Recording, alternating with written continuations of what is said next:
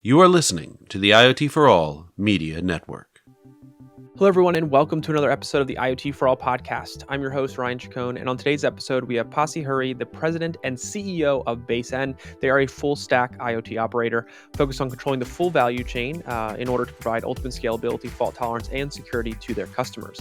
A lot of great discussions happen in this episode. We talk about the next generation of digital twins, which is a focus for BaseN's, kind of what digital twins are, the evolution of them over time, the Internet of Things in the real world, kind of what that means when people say it, as well as other challenges that they see in the space. One of the biggest being how to change people's mindset, as they indicate that is one of the biggest things to try to overcome for a company in the IoT space at times.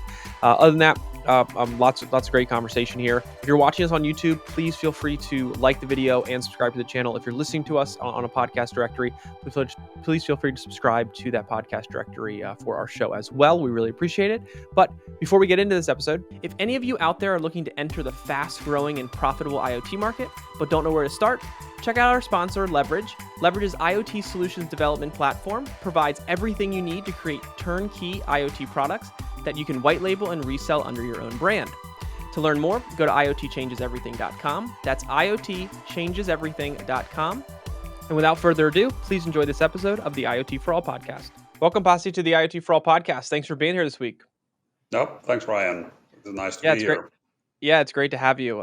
So I wanted to kick this off by having you give a quick introduction about yourself, background information you think will be relevant for our audience to get a sense of who they're listening to.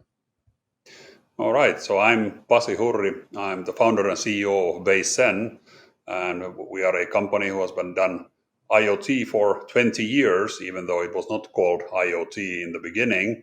Right. But we started from situational awareness systems for the military, and we have developed our platform for continuously this 20 years, and now we have fairly diverse customer base, both mission critical and also industrial grade customers on our platform. And now we are gradually moving to digital twins, and we have quite a strong IPR and technology base. So we are accelerating our growth quite nicely right now. Fantastic. So aside from digital twins, tell us a little bit more about the company and the role you all play in IoT. Kind of, do you have a focus on industries you work in? Do you, from an offerings perspective, where are you kind of, what's your sweet spot look like? So about 60% of our revenue is coming from large telecom operators whose networks and their diverse environments we are monitoring and collecting data and providing all kinds of analytics based on the data collected from those networks. And but the growing area actually is the 40%, which are industrial customers, and there we are in fairly diverse businesses like maritime, construction, retail, and we have a fairly different customer cases who are some have utilized all our capabilities, and some of them are utilizing only some components, but the portion is growing quite nicely. So take me through some of those deployments that you have in those industries you mentioned. I think it's always good to kind of give our audience some full context, bring it more full circle around not just what the technology is and the offerings that you have, but also how it's being used. So any that you feel comfortable sharing would be great, just to kind of get a sense of how the technology is being used. So one of our fastest growing customers now is Trimble in the US, and they are providing large construction sites, an access control and workplace safety solution, which uses RFID tags and Bluetooth sensors, which are attached to the equipment that construction people are using. And when they log in to the construction site, the name tags have an RFID tag. So we paint a complete picture where people are on the construction sites, and also only people with qualifications get to the dangerous goods areas or heights. So the system verifies their credentials at any point, and also collects all the safety information. So if you go to a hard hat area, you don't get in unless you have your hard hat on. So it's detected by the Bluetooth sensor. So that is, we have more than 500,000 employees also already registered in the solution, and it's growing really nicely. So Trimble is selling it in the continental the US. So that's I think one of the highlights and fastest growing, because it's deployed so rapidly to customers right now. I read something that you all are also working with the European Space Agency. That is correct. Was it Yeah. not, so tell me about that initiative. Yeah. So with ESA, we started with a project on creating a digital twin for the Mars rover that they are planning for the future. So Okay. we adapted our platform into a framework where you can manage a remote autonomous vehicle in a very complex communications environment, which arguably Mars is, because when you transmit signals from Mars to the Earth, it's like 8 minutes before the Okay. signal goes through, and you have Mars station, you have a Mars orbiter, then you have Moon satellite, and then you have Earth satellite, and only then you have Earth station. So you have quite many hops before you can communicate, and we designed a framework on how you can manage a swarm of these kind of rovers, but with a very simple way of getting all the hardware kind of in control. That's super interesting. I think anytime we talk about kind of initiatives associated with satellites and space, it's always very interesting for our audience to understand how that's being done. So that's interesting. You have that going on. How close? Where is that in the stages of deployment? Is it kind of still being concept out, or is it actually deployed and being utilized right now? Yeah, we currently have a prototype running, Oh, fantastic. and we are planning the next stage of the project, where we also extend the platform so that we can utilize it also for Earth observation, for deep sea exploration, and in these kind of applications, because practically the problem is the same. You have complex autonomous devices and Hmm. challenging communications environment, and Right. we can apply the same platform to quite many industry and scientific needs now. Fantastic. So one of the things you mentioned when you were kind of talking through the what the company does and kind of your overall focus is you mentioned digital twins. We've spoken about digital twins before on the podcast a while ago. We haven't really revisited it in quite some time.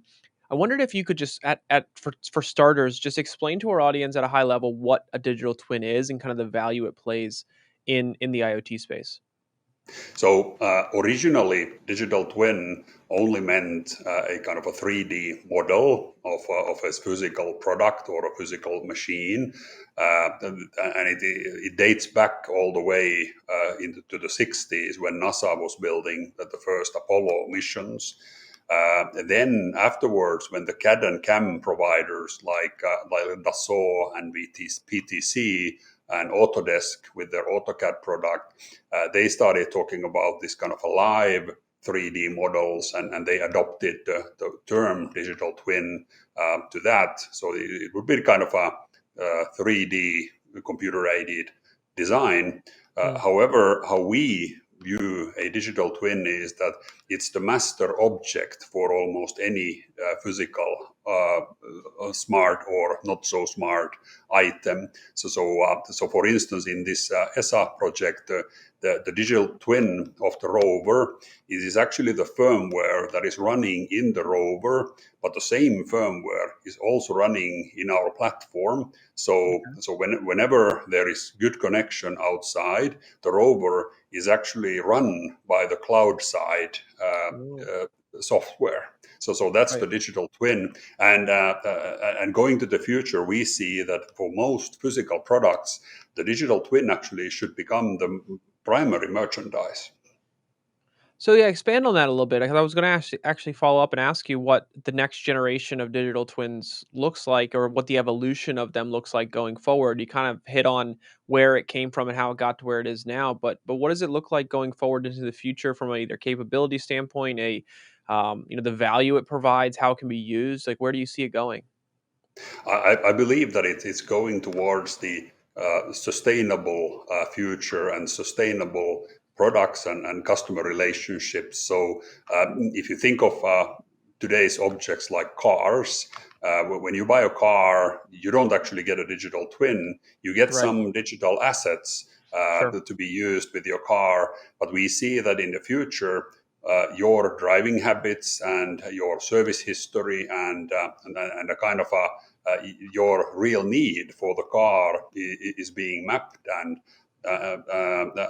augmented with artificial intelligence, so that when you need a new kind of a new car, you will actually be having a tailored Mm, physical twin for the existing digital twin that maps all your driving needs at that point. So thinking that it would be kind of an eternal customer relationship. So we think that companies should kind of embrace this kind of continuous communication, automatic and non-automatic communication with their customers with digital twins and next generation digital twins, which should be the ones that are actually paid for. And then we think that the physical things like the wheels and the car chassis, those would just become as part of the service.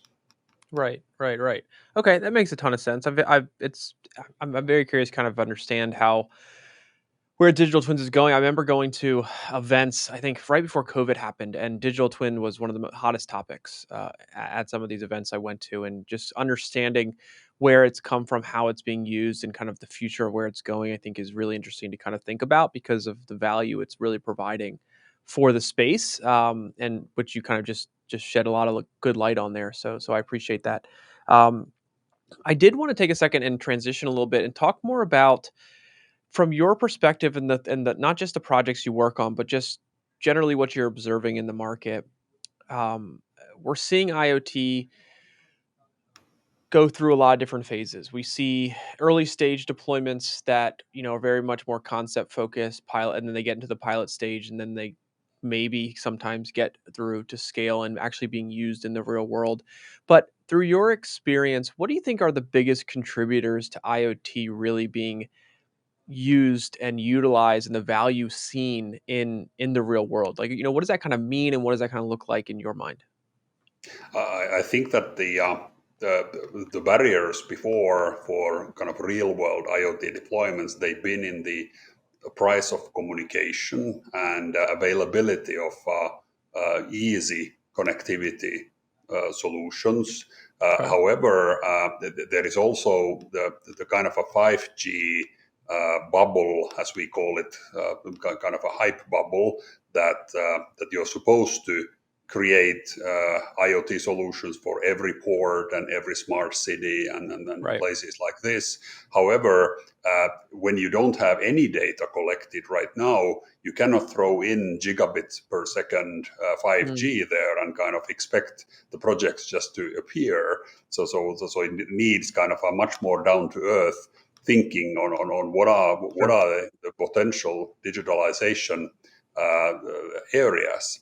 And also sometimes we have seen that it's mostly the attitude and the kind of a stamina of a company to really transform from physical product to a service. Like with Trimble, as I explained, they really wanted to create a new digital product for construction sites, and that's why it became a successful IoT project in that sense. Right. Yeah. It's a challenge that I think a lot of companies come across, and that kind of leads me into a question that I wanted to ask you, which is when you are working on deployments and trying to get things from the concept phase through the pilot testing all the way to scale, what are some of the biggest challenges that you all have come across and face, and maybe that your customers face? And then to add on to that, what advice do you have for companies to kind of navigate those common challenges and how to better prepare to maybe avoid them in the first place, just to be able to get to that ability to deploy IoT in the real world?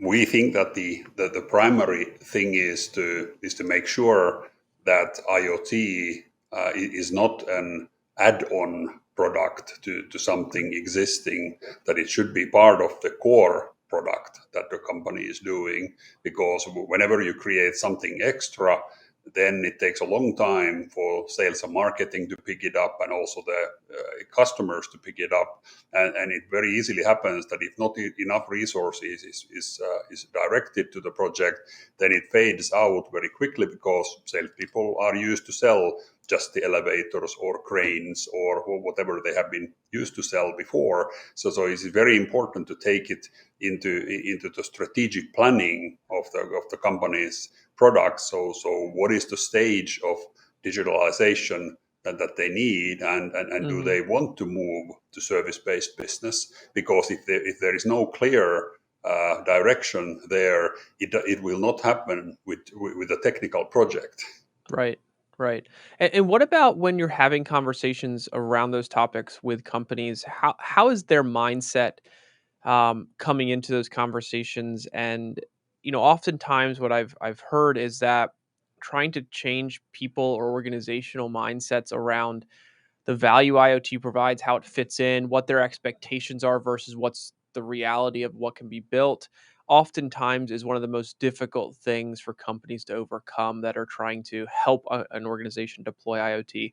How have you kind of come across that, and what have you done to or been able to do to see success there? So we have seen the same thing you have observed, and we have usually helped our customer to create a minimum viable digital product.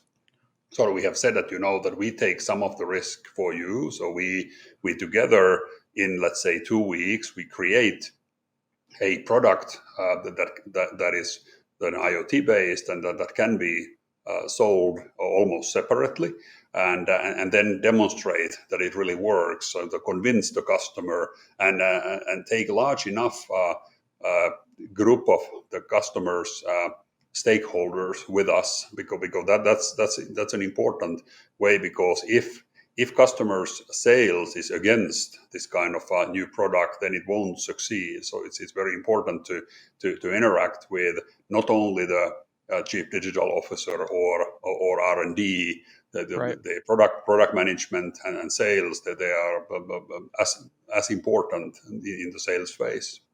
Yeah, definitely. I think, getting one other thing I think that's really important, kind of tying into what you're saying here, is that buy-in from other people within the organization. And the earlier you have that buy-in and support, and maybe potentially a champion within the organization for this initiative, the more likely you are to see it move down the pipe as you run through the pilot in the early stages. So I think that those insights you're sharing are super helpful, and something that organizations I think can learn a ton from, and how this really could help get them around these challenges and navigate around these issues that we do see across industries. It's not just one particular industry or anything like that.